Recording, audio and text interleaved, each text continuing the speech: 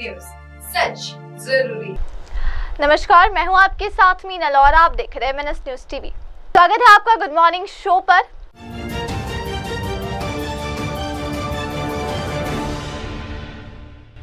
आप देख रहे हैं MNS न्यूज, सच जरूरी। छत्तीसगढ़ के मुख्यमंत्री विष्णुदेव साय का बयान सामने आ रहा है, जहां वो मन की बात में पीएम मोदी की बातें प्रेरणादायक, विकसित भारत के लिए सभी का योगदान जरूरी। प्रधानमंत्री नरेंद्र मोदी के मासिक रेडियो कार्यक्रम मन की बात के 123वें एपिसोड पर प्रतिक्रिया देते हुए छत्तीसगढ़ के मुख्यमंत्री विष्णुदेव साय ने कहा कि ये कार्यक्रम देश भर के नागरिकों को प्रेरणा देता है।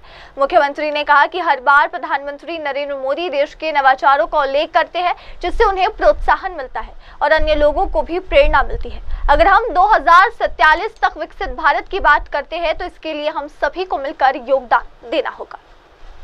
बिहार में मतदाता सूची के विशेष गहन पुनरीक्षण पर आरजेडी सांसद मनोज झा का बयान, ईसीआई अपनी विश्वसनीयता को खो रहा है। ये प्रक्रिया गरीबों और वंचितों को बाहर करने की कोशिश। प्रमाण पत्र प्रस्तुत करना होगा, वो 37% को जन्म प्रमाण पत्र प्रस्तुत करना होगा। ये कौन लोग हैं? अधिकांश वैसे लोग हैं जो पलायन करके रह रहे हैं। घर आते हैं 4 बार साल में, 3 बार आते हैं, पर्व त्योहार पे आते हैं। ये गरीब हैं, दलित हैं, पिछड़े हैं, मुसलमान हैं। आप इनको इस प्रक्रिया के तहत खारिज करना चाहते हो, क्योंकि जो पार्टी अभी केंद्र की सत्ता में है उसके सर्वे उसको डरा रहे हैं। उसका डर दूर करेगा इलेक्शन कमीशन। कितनी स्टेक होल्डर से बातचीत की आपने? आप एक बार फैसला लेने से पहले लोगों को कहते। मतलब जो स्केल है आपके रिवीजन का, इट अमाउंट्स टू मैनिपुलेशन। लोग खारिज होंगे। ग्रीवांस रिड्रेसल का मैकेनिज्म किसी की समझ में नहीं आ रहा। तो मैं तो सिर्फ ये कहूंगा कि माननीय चुनाव आयोग, आर्टिकल 324 के तहत आपका काम है निष्पक्ष और स्वतंत्र चुनाव कराना।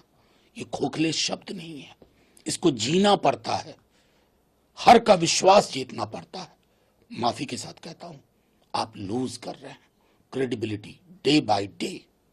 लेकिन सर, असदुद्दीन ओवैसी जिस तरीके से कह रहे हैं कि बैकडोर से एनआरसी की कोशिश है, क्या आप सहमत? नहीं, एनआरसी में क्या होना था और इसमें क्या हो रहा है? माता पिता का जन्म प्रमाण पत्र, जन्म स्थान। गंगा नदी का जलस्तर खतरे के निशान के करीब पहुंचा। 292 मीटर दर्ज। जलस्तर बढ़ने के कारण बाढ़ नियंत्रण जांच चौकियां सतर्क। नदी के जलस्तर में लगातार वृद्धि के चलते संबंधित विभाग ने बाढ़ नियंत्रण जांच चौकियों को अलर्ट पर रखा है। जलस्तर 292 मीटर तक पहुंचने से नदी के किनारे रहने वाले इलाकों में सतर्कता बढ़ा दी गई है। केंद्रीय मंत्री नितिन गडकरी ने महाराष्ट्र नेशनल लॉ यूनिवर्सिटी के नए प्रशासनिक भवन का किया उद्घाटन। केंद्रीय मंत्री नितिन गडकरी ने महाराष्ट्र नेशनल लॉ यूनिवर्सिटी के बुटीबोरी परिसर में नए प्रशासनिक भवन का भव्य उद्घाटन किया। इस अवसर पर उन्होंने कहा कि यह नया भवन विश्वविद्यालय की कार्य क्षमता को बढ़ाने के साथ साथ छात्रों और शिक्षकों के लिए बेहतर सुविधाएं उपलब्ध कराएगा। पूर्व मुख्यमंत्री अशोक गहलोत ने कहा, ऐतिहासिक परियोजनाओं का उद्घाटन स्वयं करें मुख्यमंत्री भजनलाल शर्मा। पूर्व मुख्यमंत्री और कांग्रेस नेता अशोक गहलोत ने हाल ही में कई महत्वपूर्ण परियोजनाओं का निरीक्षण किया और इन्हें ऐतिहासिक बताया। उन्होंने मुख्यमंत्री भजनलाल शर्मा से आग्रह किया कि वे स्वयं यहां आकर इन परियोजनाओं का उद्घाटन करें। प्रोजेक्ट देखे मैंने, सब ऐतिहासिक है। मैं चाहूंगा मुख्यमंत्री भजनलाल खुद आए, उनके उद्घाटन कर रहे। इतने शानदार प्रोजेक्ट है। लाइब्रेरी का है, यहाँ पर सुमित लाइब्रेरी का, या जो यहाँ पर फिजिकल कॉलेज में बन रही इंस्टीट्यूट बन रही स्पोर्ट्स की, वो है, या जो मंडोर डिस्ट्रिक्ट हॉस्पिटल बना दिया हमने, उसकी बिल्डिंग है। ऐसी बिल्डिंग 2-3 बनी है यहाँ पर, प्रसाद नगर में भी और डिगाड़ी के अंदर भी। ठीक है, ऐसे प्रोजेक्ट जो पूरे हो चुके हैं करीब करीब, या थोड़ा बहुत अड़चन आ रही है, उनको पूरा करवा के अगर मुख्यमंत्री खुद आके उद्घाटन करेंगे तो उनको खुद को सुकून मिलेगा। इतना मैं कह सकता हूं। इतनी शानदार बिल्डिंग बनी है, इतनी शानदार काम हुआ है, अब बिल्डिंग बन गई है। अब लाइब्रेरी में किताबें तो सरकार देगी, तो पहले की किताबें हैं 90,000 या जो समथिंग है, तो उसके अलावा भी कोई जरूरत होगी तो वो देंगे। तो कहने का मतलब सरकार को चाहिए फिनिशिंग टच करना, खाली उनको कुछ नहीं करना। फिजिकल कॉलेज का मैंने देखा जाकर के, ये राजस्थान में पहली इंस्टीट्यूट बन गई है, लगभग मैंने 100 करोड़ रुपए दिए थे, शानदार बन गई है। अब उसके बाद में 1-2 करोड़ रुपए हैं और लगने हैं। वो मांग रहे हैं स्पोर्ट इंस्टीट्यूट वाले, जो मिस्टर रानावत है, कि मेरे पास पैसा है, खाली खर्च करने की परमिशन चाहिए मुझे। वो परमिशन नहीं मिल रही उनको, तो 2 करोड़ 2.5 करोड़ के काम बच गए हैं 100 करोड़ में, पैसा उनके पास है, अब परमिशन दे नहीं रहे हो। ये जो इस प्रकार के अपने पिन फिक्स कर रखे हैं, अटका रखे हैं, ये सरकार के हित में भी नहीं है। सरकार बदनाम होगी पूरी तरह से कि 100 करोड़ लग गए हैं, इंस्टीट्यूट शुरू नहीं हो रही है, कोचेज आएंगे, 1000 स्पोर्ट्स मैन वहाँ पे उसमें भाग लेंगे, 250-500 का वहाँ बन गया हॉस्टल, शानदार। अभी जो जर्नल स्थिति आप देखोगे हॉस्टलों को, तो हमें मतलब संकोच होगा, शर्म आएगी कि बच्चे कैसे रह रहे हैं। पहले था नहीं बिल्डिंग, अब हमने नहीं बना दी हॉस्टल, 500 बच्चों का हॉस्टल बन गया, लड़कों का लड़कियों का। अब सरकार को चाहिए, काम कौन करेगा? तो मैंने देखा है, बहुत ही जाकर खुद ने देखा है, सरकार को, मुख्यमंत्री को चाहिए इस पे ध्यान दे। सरकार का पैसा खर्च हुआ, मेरा पैसा तो था नहीं कोई व्यक्तिगत। फिनटेक इंस्टीट्यूट बन रही है, पहले यूनिवर्सिटी बना रहे थे हम लोग, पता नहीं वो क्या करेंगे। शानदार बिल्डिंग बनी, 500 करोड़ लगे होंगे वहां पर, वो पड़ी रही, क्या कैसे काम चलेगा? मेडिकल यूनिवर्सिटी मारवाड़ की, ऐतिहासिक काम हुआ है, देख के मैं काम चल भी रहा वहां पे, और गति देख काम को, बढ़ाए काम को, तब जाके उनका फायदा मिलेगा।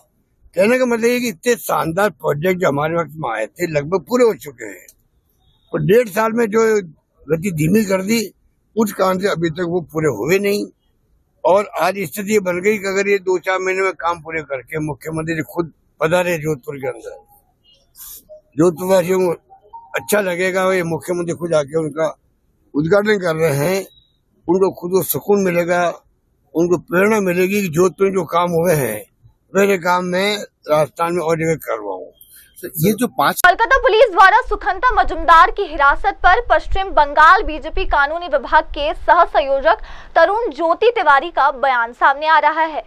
कोलकाता पुलिस द्वारा सुखंता मजुमदार के हिरासत में लिए जाने को लेकर पश्चिम बंगाल भाजपा कानूनी विभाग के सह संयोजक तरुण ज्योति तिवारी ने कड़ा विरोध जताया है। सुखंता मजुमदार का जो कार्यक्रम था, वहां से उनको डिटेन किया गया। क्यों डिटेन किया गया, किस लिए डिटेन किया गया, कोई रीजन नहीं है। एक प्रोग्राम तो ऐसा भी था, एक इनविटेशन में वो जा रहे थे, happen to be a house beside Mamata Banerjee house, वहाँ पे जाना नहीं दिया गया उनको, वहाँ से अरेस्ट किया गया। इनफैक्ट जिसने इनवाइट किया था उनको, वो डॉक्टर साहब, उनको भी अरेस्ट किया गया। तो ये रेगुलर हो रहा है। तो हम लोगों का दावा इतना ही है, क्यों अरेस्ट कर रहा है, किस लिए कर रहा है, वो बोल दीजिए। इन वेस्ट बंगाल NHRC का रिपोर्ट हम लोगों को याद है 21 में जो फाइल हुआ था, in West Bengal, rule of ruler is prevailing, not rule of law. This is rule of ruler. MP एक arrested है without any reason, कभी भी उनको डिटेन किया जा रहा है। उनका फ्री मूवमेंट जो आर्टिकल 21 गारंटी करता है, उनको रेस्ट्रिक्ट किया जा रहा है। और डिटेन करने के बाद आपको मालूम होगा, एज पर रूल, अगर रात भर रुक के रख गया कोई MP को, तो लोकसभा के अध्यक्ष को बोलना चाहिए, प्रोफॉर्मा में, एप्रोप्रिएट फॉर्मेट में इन्फॉर्म करना चाहिए। इन्फॉर्म नहीं किया गया, पुलिस बोल रहा है आप निकल जाओ, PR बॉन्ड साइन करके। डॉक्टर मजुमदार इज सेइंग, हम लोगों का कार्यकर्ता के साथ हमेशा ये होता है, सारी रात विदाउट रीजन उनको रोक के रखता है police. So I will be here. और अंदर में जो हालत है, क्या बोले आपको, बात भी हुआ हम लोगों के साथ, they have not given proper food, toilet नहीं है, एक बंदा बीमार है, उनका मेडिसिन है, मेडिसिन भी नहीं दिया गया। तो सिचुएशन यही है। तो basically they are not following any rule. वो NHRC का रिपोर्ट जो था वही हो गया। Here rule of ruler is prevailing, not rule of law. आप लोग लीगल क्या मूवमेंट करेंगे? हाँ, लीगल मूवमेंट करेंगे। देखिए, ये पुलिस ओवर्ट एक्शन का केस है, एब्सोल्युटली पुलिस ओवर्ट एक्शन का केस है। तो हम इसको हाई कोर्ट में लेके जाएंगे। मंडे, कल कोर्ट तो बंद है, मंडे होगा, तो मंडे लाइकली ऑन मंडे और Tuesday will file before the honourable high court स्टेटिंग about all the illegal activities. उन लोगों को, डॉक्टर मजुमदार हम लोगों का कार्यकर्ता यहाँ जहाँ से डिटेन किया गया, पूरा हिस्ट्री देंगे। बजबाज का इंसिडेंट भी मेंशन करेंगे। एक Z कैटेगरी सिक्योरिटी होल्डर वहाँ पे गया, उनके साथ कॉन्वॉय में जो गाड़ी था उनके ऊपर अटैक हुआ। पूरा इंसिडेंट हमको लेके पुलिस ओवर्ट एक्शन के लिए करेंगे। जो पुलिस रिस्पॉन्सिबल है, देखिए ममता दी आज है कल नहीं रहेगी, सरकार तो जाने वाली है, पुलिस लोग तो काम करते हैं ना, सर्विस बुक भी होता है, सर्विस बुक में ऐसा दाग पड़ेगा इन लोग को याद रहेगा। खनिज परिवहन शुल्क के ई टेंडर में अव्यवस्था, जिला पंचायत अधिकारी जयप्रकाश अनुरागी का बयान। जिला पंचायत कार्यालय से मिली जानकारी के अनुसार 2025-26 सत्र के लिए खनिज परिवहन शुल्क के टेंडर प्रक्रिया जारी थी। इस सत्र का 2025-26 का जो हमारा खनिज परिवहन शुल्क की टेंडर प्रक्रिया चल रही है, वो उसकी कल नीलामी का अंतिम दिवस था। ई ऑप्शन ई निविदा के आधार पर हमारे टेंडर होते हैं, तो उसके आधार पर कल डॉक्यूमेंट्स जमा करने के लिए एक बक्सा रखाया गया था और उस बक्से में जब कागज डालने के नाम पर कुछ ऐसे लोग आ गए जो अभी सूत्रों से पता चला है कि शायद उनके पास वो अर्ही नहीं है ठेकेदारी के लिए, लेकिन उनके साथ कम से कम 10-15 लोग आए और हमारे कर्मचारी से छीना झपटी की। ये प्रयास किया कि इस पेटी में पानी डाल दिया जाए।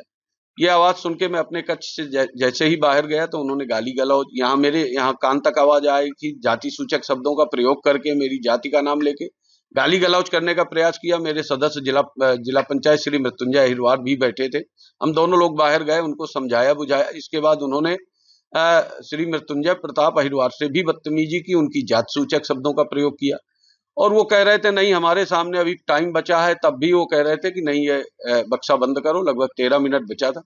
उसको हमने कहा कि जब तक हमारा समय नहीं होगा तब तक हम लोग जो है अभी जमा नहीं करेंगे, वो बक्सा नहीं बंद होगा। आईएमडी वैज्ञानिक नरेश कुमार ने दी बारिश की चेतावनी, कई राज्यों में रेड अलर्ट जारी। भारतीय मौसम विभाग के वैज्ञानिक नरेश कुमार ने बताया कि मानसून अब पूरे देश में फैल चुका है, जिसमें हरियाणा, उत्तर प्रदेश और राजस्थान जैसे क्षेत्र भी शामिल है। अभी क्या है कि आज की डेट में सारी जो मानसून की कंडीशंस है वो सेटिस्फाई हो गई। उसके साथ ही अभी एक लो प्रेशर एरिया बना हुआ है जो भी नॉर्थ वेस्ट बे में है। कल तक एक लो प्रेशर एरिया था, सौराष्ट्र कच्छ में था। तो उसके अलावा एक ईस्ट वेस्ट ट्रफ जोन बना हुआ है और ये सारी चीज़ें मानसून के लिए काफ़ी फेवरेबल हैं। इसी को मद्देनज़र के कारण होते हुए ये सब मानसून आज इंटायर कंट्री कवर हो चुका है, इंक्लूडिंग जो कुछ हिस्से हमारे राजस्थान के बचे थे, हरियाणा के बचे थे, उत्तर प्रदेश के बचे थे। इसके साथ ही अगर आप आने वाले दिनों की बात करें, जो मानसून ट्रफ है वो हमारा अभी नियर दिल्ली के पास ही है, थोड़ा नॉर्थ में है और उसके कारण क्या है कि जो रेनफॉल एक्टिविटी अभी हम कह सकते हैं कि हैवी, वेरी हैवी रहने का पूरा नॉर्थ इंडिया में पॉसिबिलिटी है। जी आप मैप के जरिए देख सकते हैं आज के लिए हमारा उड़ीसा और झारखंड के लिए रेड अलर्ट है। उसका कारण क्या है कि वहाँ एक लो प्रेशर एरिया बना हुआ है, जिसके कारण हमने वहाँ 20 सेंटीमीटर से ज़्यादा रेनफॉल का वार्निंग दिया, जिसके कारण ये रेड है। इसके अलावा आप देख सकते हैं कि हिमाचल और उत्तराखंड के लिए भी रेड है, वहाँ कंटिन्यूस वेरी हैवी रेनफॉल हो रहा है। उसको इम्पैक्ट को नज़र रखते हुए हमने वहाँ रेड अलर्ट दिया है। वहाँ आज और कल आने वाले दिनों में जो रेनफॉल है वो आप कह सकते हैं कि वेरी हैवी से ज़्यादा होने का अनुमान है। पंजाब, हरियाणा, वेस्ट यूपी के लिए भी हमारा ऑरेंज अलर्ट है, वहाँ भी हम 12 सेंटीमीटर से ज़्यादा रेन अनुमान लगा रहे हैं। अगर आप एनसीआर दिल्ली की बात करें तो ऑलरेडी रेनफॉल एक्टिविटी चल ही रहा है, कल से भी, कल भी रहा है और आज और कल भी जहां लाइट मॉडरेट रेनफॉल रहने का अनुमान है और उसके बाद थोड़ा इसमें कमी आ सकती है, जिसके लिए हमने एनसीआर दिल्ली के लिए हमने रेड अलर्ट दिया है। जो आपने रीजंस बताए कि लो प्रेशर आया है, कि ये स्थिति डेवलप हुई है रीजंस में, देखिए रीजंस क्या होते हैं जनरली। अब अगली खबर, दिल्ली में बेघर हो रहे इस्लाम के लोग, आप नेता गोपाल राय ने बीजेपी सरकार पर जताया रोष। आपके नेता गोपाल राय ने कहा कि जब बीजेपी सरकार दिल्ली में आई थी तो लोगों को उम्मीद थी कि कुछ अच्छा होगा, लेकिन दुखद है कि इस्लाम में रहने वाले लोग बेघर हो रहे हैं। अगर बीजेपी सोचती है कि दिल्ली से लोग विभिन्न राज्यों के लोग भाग जाएंगे तो वह गलत सोचती है। कर्नाटक मंत्री कृष्ण बिरे गोविंदा ने बेंगलुरु में ई खाता अभियान की तैयारियों का किया निरीक्षण। कर्नाटक के मंत्री कृष्ण बिरे गोविंदा ने बेंगलुरु में चल रहे ई खाता ड्राइव की तैयारियों का जायजा लिया। इस अभियान का उद्देश्य डिजिटल माध्यम से खाता पंजीकरण की प्रक्रिया को आसान और पारदर्शी बनाना है। जवार पुलिस ने अपहरण साजिश का किया पर्दाफाश। ग्रेटर नोएडा डीसीपी साद मियां खान ने बताया कि जवार इंटरनेशनल एयरपोर्ट के स्टेज 1 के 6 गांव को पुनर्वास कॉलोनी में स्थानांतरित किया गया था। हालांकि एक निवास हंसराज अभी भी एयरपोर्ट के भीतर रह रहा था। झुग्गियों के खिलाफ बुलडोजर कार्रवाई पर आपका विरोध, अरविंद केजरीवाल का बीजेपी पर बड़ा हमला। झुग्गियों को गिराने के खिलाफ आम आदमी पार्टी के विरोध प्रदर्शन के बीच पार्टी के राष्ट्रीय संयोजक और दिल्ली के पूर्व मुख्यमंत्री अरविंद केजरीवाल ने भारतीय जनता पार्टी पर तीखा हमला बोला है। मेरे को याद है, चुनाव के पहले मैंने वीडियो जारी करके बोला था, गरीबों के नाम, दिल्ली के झुग्गी वालों के नाम, गरीबों के नाम वीडियो जारी किया था। मैंने कहा था गलती से भी इनको वोट मत दे देना, इनकी नजर आपकी जमीन के ऊपर है। अगर आपने इनको वोट दे दिया तो ये 1 साल के अंदर आपकी झुग्गियां तोड़ देंगे। मैंने तो कहा था 1 साल में तोड़ेंगे, मेरे को ये क्या पता था 5 महीने के अंदर ये पूरी दिल्ली का बेड़ा गर्क कर देंगे। दोस्तों, आज इतनी बड़ी संख्या में लोग क्यों आए हैं? आज अपने अपने घरों को छोड़ के आप लोगों को क्यों जंतर मंतर इकट्ठा होना पड़ा? जिस तरह से इन्होंने बुलडोजर चलाए हैं, जिस तरह से पूरे दिल्ली को बर्बाद कर रहे हैं, इतनी गर्मी। राजस्थान के सीएम भजनलाल शर्मा ने दी प्रोफेसर पीसी महालिन बेबी से राष्ट्रीय पुरस्कार विजेताओं को शुभकामनाएं। राजस्थान के मुख्यमंत्री भजनलाल शर्मा ने आज आयोजित एक समारोह में राज्य में सांख्यिकी क्षेत्र में उत्कृष्ट कार्य करने वाले सम्मानित व्यक्तियों को हार्दिक शुभकामनाएं दी। उत्तराखंड में 30 जून तक भारी से बहुत भारी बारिश का अलर्ट, संवेदनशील इलाकों से लोगों को हटाने की अपील। भारत मौसम विज्ञान विभाग देहरादून के निदेशक डॉक्टर विक्रम सिंह ने कहा है कि उत्तराखंड में 30 जून तक भारी से बहुत भारी वर्षा की संभावना है। उन्होंने राज्य के संवेदनशील और जोखिम भरे इलाकों में रहने वाले लोगों से तत्काल सुरक्षित स्थानों पर जाने की अपील की है। जम्मू कश्मीर में उपराज्यपाल मनोज सिन्हा ने पाकिस्तान समर्थित आतंकियों द्वारा मारे गए कश्मीरी नागरिकों के परिजनों से की मुलाकात। जम्मू कश्मीर के उपराज्यपाल मनोज सिन्हा ने उन कश्मीरी नागरिकों के परिवार से मुलाकात की जिनकी निर्मम हत्या पाकिस्तान समर्थित आतंकवादियों द्वारा की गई थी। मुलाकात संवेदना प्रकट करने और परिजनों को हर संभव सहायता का आश्वासन देने के उद्देश्य से की गई। अखिलेश यादव का आरोप, हर जगह हो रही है घूसखोरी, महंगाई बढ़ाकर व्यापार को कर दिया तबाह। समाजवादी पार्टी के अध्यक्ष अखिलेश यादव ने देश में बढ़ती महंगाई और भ्रष्टाचार को लेकर केंद्र सरकार पर जोरदार हमला बोला है। उन्होंने कहा है कि देश भर में हर स्तर पर रिश्वत ली जा रही है, जिससे महंगाई बेकाबू हो गई है और इसका सीधा असर व्यापारियों पर पड़ रहा है। सब जगह नजराना वसूला जा रहा है, जिससे महंगाई बढ़ती है, और अगर महंगाई बढ़ती है तो मांग घटेगी, और अगर मांग घटेगी तो हमारा व्यापार भी कम होगा। और व्यापारियों की इतनी आर्थिक स्थिति खराब है कि आज व्यापार चलाने के लिए उन पर पूंजी नहीं है, पैसा नहीं है। वो जहां व्यापार चलाने के लिए पैसा नहीं, तो आखिरकार व्यापार बढ़ाएंगे कैसे? और अब तो ऐसी भी सूचनाएं मिल रही और जानकारी आ रही है कि निवेश में एडवांस कमीशन की डिमांड हो रही है। अगर आप निवेश करना चाहते हैं तो आपसे एडवांस कमीशन की मांग हो रही है। और वहीं ऑनलाइन की चुनौती की वजह से हमारे बहुत सारे ट्रेडिशनल व्यापारी, उनका बड़े पैमाने पर नुकसान हो रहा है। और जिस तरह का टैक्स सिस्टम इन्होंने क्रिएट किया है, ये व्यापारियों के अंदर लगातार भय पैदा कर रहा है। कहने को तो ये कहते हैं कि हमारा टैक्स सिस्टम बहुत अच्छा होने जा रहा है, व्यापारियों की मदद कर रहा है, लेकिन सच्चाई ये है कि टैक्स सिस्टम व्यापार के लिए भय पैदा करता जा रहा है।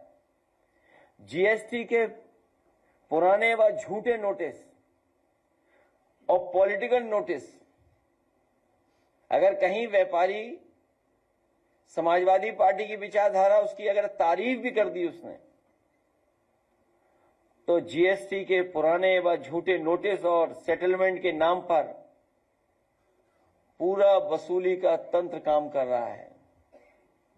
ये नई पॉलिसी है भारतीय जनता पार्टी की। जहां विशेष चंदा पॉलिसी थी, वहीं उन्हीं की अंदर ही अंदर सेटलमेंट की पॉलिसी चल रही है। और उसका उदाहरण कई हमारे व्यापारियों ने देखा है, कानपुर जैसे बहुत बड़े शहर में जहां बड़ा कारखाना कारोबार है, वहां पर महीनों सेटलमेंट के लिए पुलिस बैठाई गई। कई स्थानों पर, प्रतिष्ठानों पर महीनों उत्तर प्रदेश की पुलिस बैठाई गई अपने सेटलमेंट के लिए। महाराष्ट्र में भाषा विवाद पर आदित्य ठाकरे का तंज, सीएम फडणवीस स्नूज मोड पे, उन्हें देखना चाहिए किसने जीआर जारी किया है। महाराष्ट्र में स्कूली शिक्षा में हिंदी भाषा को पहली कक्षा से अनिवार्य किए जाने लेकर महाआघाड़ी नेताओं ने सरकार पर तीखा हमला बोला है। एक प्रेस कॉन्फ्रेंस में शिवसेना नेता आदित्य ठाकरे ने राज्य सरकार और उप मुख्यमंत्री देवेंद्र फडणवीस को घेरते हुए कहा कि मराठी और अंग्रेजी को ही प्राथमिकता दी जानी चाहिए। मेट्टूर डैम में जलस्तर बढ़ने के बीच रोड जिला प्रशासन की घर घर चेतावनी मुहिम, कावेरी तटवर्ती लोगों को सतर्क किया। तमिलनाडु के रोड जिले में मेट्टूर डैम में लगातार बढ़ते जलस्तर को देखते हुए जिला प्रशासन ने सतर्कता अभियान तेज कर दिया है। प्रशासन ने कावेरी नदी के किनारे बसे लोगों के घर घर जाकर चेतावनी दी और संभावित खतरे के प्रति जागरूक किया। अमरनाथ यात्रा की तैयारियों का जायजा लेने नूनवान पहलगाम बेस कैंप पहुंचे जम्मू कश्मीर के उपराज्यपाल मनोज सिन्हा। जम्मू कश्मीर के उपराज्यपाल मनोज सिन्हा ने नूनवान पहलगाम बस कैंप का दौरा किया। 3 जुलाई से शुरू होने जा रही अमरनाथ यात्रा की तैयारियों का निरीक्षण किया। उन्होंने यात्रा की सुरक्षा, स्वास्थ्य, परिवहन, ठहराव और आपातकालीन व्यवस्थाओं की समीक्षा की। इस दौरान उपराज्यपाल ने संबंधित अधिकारियों को निर्देश दिया कि श्रद्धालुओं को किसी भी प्रकार की असुविधा न हो और यात्रा सुरक्षित, सुविधाजनक और व्यवस्थित तरीके से संपन्न हो। मन की बात के 123 एपिसोड पर मंत्री गौरव गौतम बोले, पीएम मोदी देश और अमाजन के योगदान को देते हैं सम्मान। प्रधानमंत्री नरेंद्र मोदी के मासिक रेडियो कार्यक्रम मन की बात के 123 एपिसोड को लेकर मंत्री गौरव गौतम ने प्रतिक्रिया दी है। उन्होंने कहा कि इस कार्यक्रम में प्रधानमंत्री मोदी हमेशा देश के बारे में बात करते हैं और हर वर्ग के लोगों के योगदान को उजागर करते हैं। आज मन की बात में इस देश के यशस्वी प्रधानमंत्री जी ने देश में, मुझे लगता है कि देश की बात इसमें मन की बात में करते हैं प्रधानमंत्री जी, जो समाज में व्यक्ति या व्यक्तियों का समूह कोई अच्छा काम करता है पर्यावरण के लिए, स्वच्छता के लिए, सेल्फ हेल्प ग्रुपों को लेकर, आत्मनिर्भर भारत के लिए, लोकल फॉर वोकल के लिए, तो मुझे लगता है कि उस हर व्यक्ति की चर्चा इस देश के प्रधानमंत्री इस मन की बात में करते हैं। स्वाभाविक रूप से जब मन की बात में वो इस बात की चर्चा करते हैं तो एक अलग प्रकार का ऊर्जा और उत्साह देशवासियों में आता है।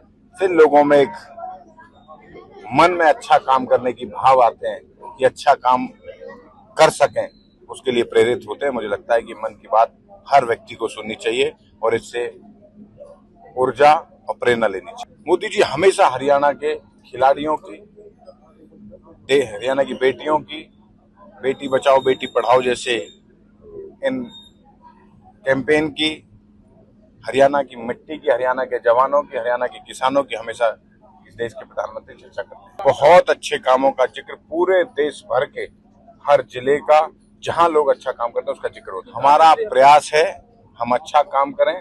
हर व्यक्ति, भारतीय जनता पार्टी का कार्यकर्ता अच्छे कामों के लिए, समाज के लिए, विकास के लिए आगे काम कर रहा है। हम उस पर अग्रसर आगे बढ़ेंगे। कोई अपराधी बख्शा नहीं, कोई अपराधी बख्शा नहीं जाएगा। अपराध का इस हरियाणा में कोई जगह नहीं है। अगर कोई जिस भाषा में देश की जनता या प्रदेश की जनता या हमारे इलाके के लोगों को दुखी करने का काम करेगा, उसको उसी भाषा में पुलिस जवाब देगी। ये ध्यान समझ ले अपराधी। पलवल के मेरे किसी व्यक्ति को परेशानी होगी, मैं आपके मत चैनल के माध्यम से कहता हूँ, कोई अधिकारी भ्रष्टाचार करता हुआ दिखाई दे तो गौरव गौतम के दरवाजे 24 घंटे खुले हैं और वो अधिकारी पलवल में नहीं रहेगा। कोई भी गरीब आदमी को दुखी करेगा, कोई का मतलब कोई हो, उसकी जगह जेल है। वो पलवल में गुंडागर्दी किसी भी कीमत पर नहीं। आइए बढ़ते अगली खबर की। पूर्व पंजाब स्वास्थ्य मंत्री विजय सिंगला को भ्रष्टाचार मामलों में क्लीन चिट मिलने पर बीजेपी नेता फतेह जंग सिंह बाजवा का बयान। पूर्व पंजाब स्वास्थ्य मंत्री विजय सिंगला को भ्रष्टाचार के आरोपों से क्लीन चिट मिलने के बाद भाजपा नेता फतेह जंग सिंह बाजवा ने कहा कि जब किसी पार्टी के पास नियम या सिद्धांत नहीं होते तो वो सवाल उठाना स्वाभाविक है।